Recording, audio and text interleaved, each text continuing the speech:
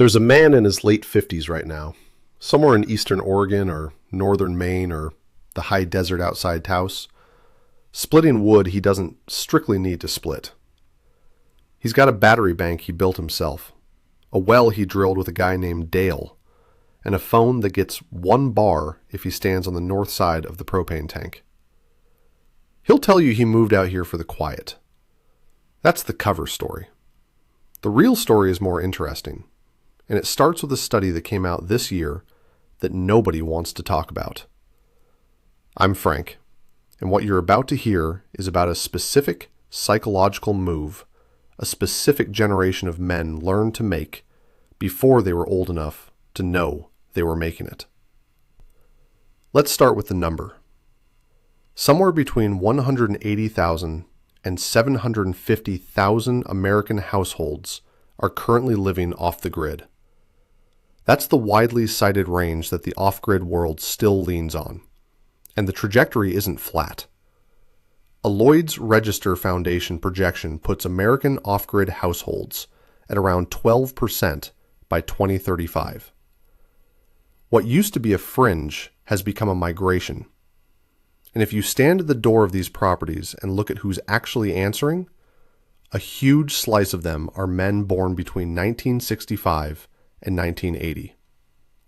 So the question is, why? Why this generation? Why now? Why a battery bank instead of a book club? Here's where it gets interesting. AARP put out a study this year on Gen X men and loneliness. The headline finding was that Gen X men report being lonelier than boomer men. Not the same, lonelier. 95% of men in the study said friendships are essential to their well-being. And then the same study showed their friendships are the most vulnerable to collapse because they don't get the day-to-day maintenance that keeps a network alive. No standing Tuesday. No text thread that pings every other day. The friendships exist as memories of friendships. They go dormant. And dormant in a male friendship is mostly indistinguishable from gone. Now hold that thought, because by itself it sounds like a sad story. It's the setup. Last year, 2 researchers named Lissitsa and Kagan published a study in cyber-psychology, behavior, and social networking. They looked at self-reliance, that core, hammered-in masculine trait, across Gen X, Gen Y, and Gen Z men. And what they found is that self-reliance behaves differently in Gen X men than in the younger cohorts. For Gen X specifically, self-reliance shapes the relationship between loneliness and life satisfaction. In plain English, when a Gen X man feels alone, his self-reliance is the thing that catches him. It's the airbag. It's the coping mechanism that actually works for him in a way it doesn't quite work the same for the guys 10 and 20 years younger. So you've got a generation of men who are statistically lonelier than the men above them. And the one psychological tool that reliably softens the blow is the tool that says, handle it yourself. Build something. Fix something. Don't need anyone for it. You can see where this is heading. Then, in 2026, the same 2 researchers published a follow-up in Frontiers in Sociology. And this one is the piece that locks the whole thing into place. They looked at adverse childhood experiences, the rough stuff that happens to a kid before they have any say in it, and how that connects to loneliness and to doom-scrolling across the 3 generations of men. For Gen Y and Gen Z men, adverse childhood experiences link to both loneliness and doom-scrolling. They feel the wound, and they reach for the phone. They self-soothe through the screen. For Gen X men, the adverse experiences link to loneliness, but the doomscrolling link didn't show up. Read that again. The wound is there.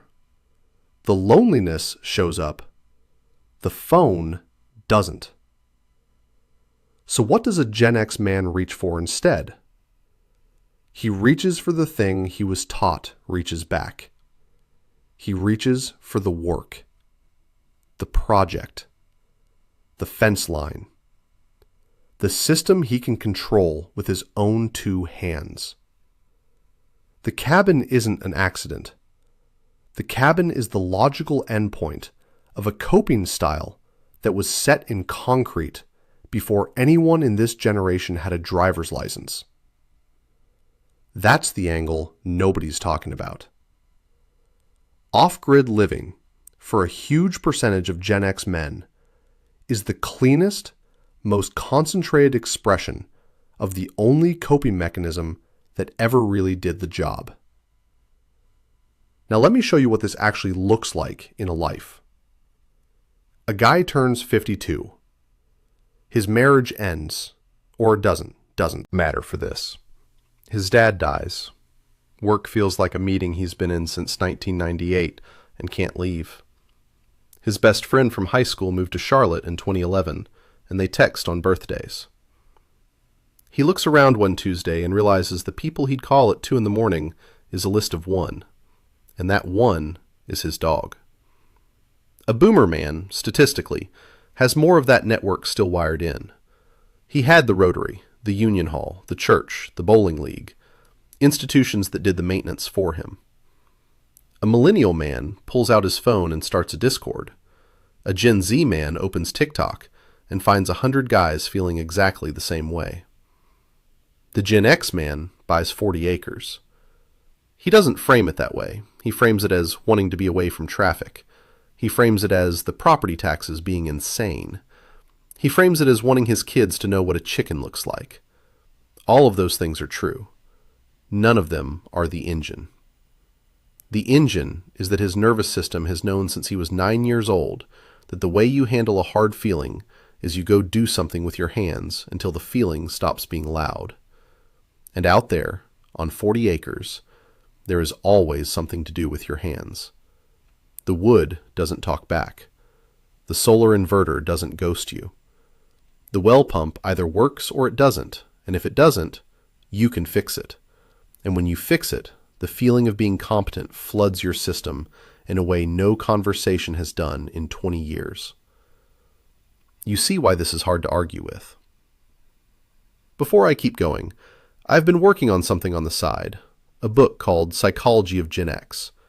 It gets into a lot of this, the stuff that got wired into you young and what it's doing to you now, the patterns you can't quite explain about yourself.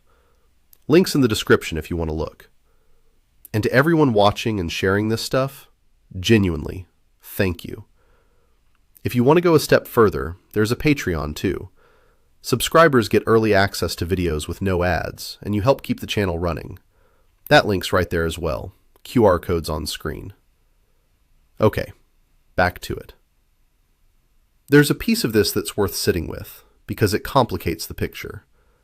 The Cigna loneliness data this year found that lonely Gen X adults rate their mental health significantly lower than non-lonely peers, with higher reported depression and anxiety. Pew's data from last September put it at 16% of all American adults feeling lonely most or all of the time, with unpartnered adults skewing higher.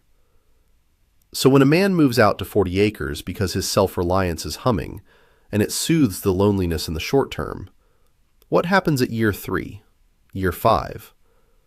The Cigna picture suggests midlife loneliness is harder to reverse, because midlife friendships run on active maintenance, and once they go cold, they don't restart on their own. This is the part the off-grid magazines don't print. The system works, and then, eventually, in some men, it starts working a little too well. The self-reliance gets so smooth that the muscle for reaching out atrophies. You don't need a friend to fix the inverter. You don't need a friend to split the wood. You forget, at a body level, that there are some things you actually do need a friend for, because you haven't needed one in so long, the wiring goes quiet. And here's where the story tilts again, because there's a guy named Michael Reichert who's been writing about the male loneliness picture for a while now, and he's been pretty clear that the forces pulling men apart from each other didn't start with Gen Z. They were operating on Gen X men first. Gen X is the cohort that built the original workaround. They worked out self-reliance and withdrawal before the digital coping tools existed. They are the prototype. Everyone younger is running a variation of the move Gen X men invented in real time. Which is why, when you look at the off-grid numbers climbing toward 12% of American households over the next 10 years, what you're looking at is the prototype generation arriving at the purest physical expression of the coping style they were assigned at birth. The cabin is the thesis statement. Now, let me throw in the wrinkle most of these guys don't see coming, because it's worth knowing. Off-grid living is technically legal in all 50 states. That's the headline. But once you actually start trying to do it, you find out the legal picture is 1,000 little rules stacked on top of each other. In Mississippi, you can't fully disconnect from the grid. There's a grid tie mandate. Composting toilets are restricted in a bunch of states. Minimum dwelling size laws can knock out a cabin or a tiny house. Long-term tent or mobile home occupancy is regulated in ways most people don't read about until they're standing in front of a county clerk. What that means in practice is that a lot of Gen X off-gridders end up further out than they originally planned. They wanted a quiet place 40 minutes from town. They end up 2 hours from town because that's where the rules thin out. The self-reliance instinct meets the regulatory map, and the regulatory map says, keep going. So they keep going. And the further they go, the harder the maintenance problem from the AARP study gets, because now a buddy can't just swing by. Now a buddy has to plan a trip. You see how the system reinforces itself? The drive that makes a man move out there is the same drive that gets satisfied by going even further. And the friendship maintenance that would have been hard to keep up at 40 minutes from town is now essentially impossible at 2 hours. This is the part where I'd be tempted to make it a tragedy. I'm not going to, because the data won't actually let me. The Lissitsa and Kagan work is clear that for Gen X men specifically, self-reliance does buffer life satisfaction against loneliness. It's real. The cabin is genuinely doing something for the nervous system of the man who built it. That's not a story you can wave off as denial. But there is a piece that's fixable. And this is the reframe. The AARP study, the same one that found Gen X men are lonelier than boomer men, also pointed to how responsive men's networks are to small touch points. A weekly text, a monthly call, a standing thing, even a small one, that doesn't require either guy to admit out loud that he needs it. The maintenance is the thing, not the depth, not the heart-to-heart. Just the regular, low-stakes ping that says we still exist to each other. This matters because the off-grid life and the maintenance life can coexist. A guy on 40 acres with Starlink and 1 bar can send a text. He can call his brother once a month. He can have one friend he checks in with on the first Sunday of every month, forever. And that one friend would be enough to keep the network from going fully dormant. The maintenance is what keeps the friendship in the category of alive instead of was. So the cabin doesn't have to be a goodbye. For most of the men we're talking about, it isn't meant to be one. The withdrawal is aimed at noise, at overwhelm, at the meeting that's been going on since 1998, not at people. The people part can stay. It just has to be intentional, because nothing about midlife will do it for you the way Rotary and the bowling league did it for your father. This is the part where the Gen X self-reliance instinct can actually be a strength instead of a trap. Self-reliance applied to friendship maintenance is just taking responsibility for the upkeep yourself.